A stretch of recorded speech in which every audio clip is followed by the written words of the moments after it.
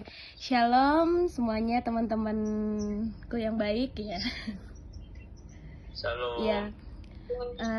Aku mau kasih kalian 3 pertanyaan, tapi jawabnya boleh satu-satu.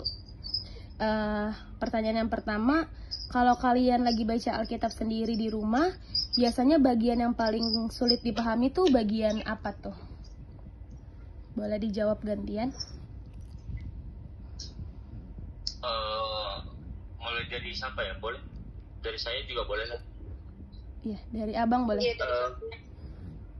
Tantangan terbesar itu terkadang kita kurang fokus dan kedua ialah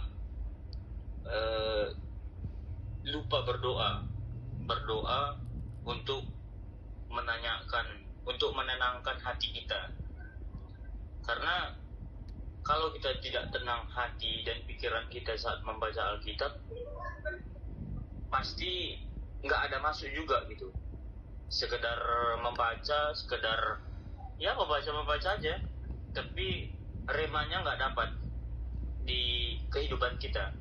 Iya. Itu yang saya pahami, dan saya alami juga sih. Iya, oke. Terima kasih. Terima kasih. Boleh dijawab? Yohan? Kalau aku sama kayak abangnya, kita juga kalau emang kita nggak berdoa dulu sebelum baca Alkitab, pasti kita nggak bakal ngerti nih tujuan dari ayat ini tuh maksudnya apa. Sebenarnya di ayat itu ada maknanya, tapi karena kita yang nggak punya keseriusan, kita nggak bawa hati kita buat baca, maka kita nggak akan tahu arti dari ayat itu apa. Terus kan juga terjemahan Alkitab yang dulu ke bahasa Indonesia pas nanti kan nggak semuanya bisa kita mengerti ya. Jadi kayak kadang kalau kita bakal benar-benar fokus buat baca, kita nggak akan ngerti. Iya, intinya adalah fokus dan berdoa lah ya, Oke. Iya. Pertanyaan kedua, menurut kalian gimana caranya supaya penafsiran pribadi kita tetap sesuai dengan maksud asli Alkitab, bukan hanya pendapat kita sendiri? Menurut kalian gimana nih? Tetap intinya Alkitab, tapi gak sesuai pendapat kita sendiri. Gimana tuh menurut kalian? Penafsiran. Oke. Kakaknya atau coba? Kakaknya boleh duluan. Oke.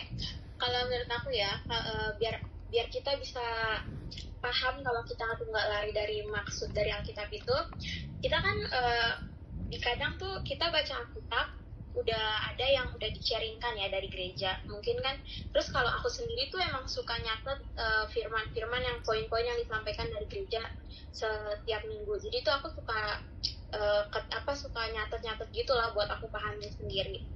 Jadi kalau menurut aku, kalau kita nggak ngerti, kita bisa baca kembali nih apa yang udah kita catat sebelumnya. Nah kalau itu belum kita catat atau belum dipelajari atau belum pernah kita dengar ayat-ayat baru, mungkin kita bisa sharing juga sama orang yang emang lebih mengerti firman Tuhan, yang dia tuh lebih tahu lah maksudnya.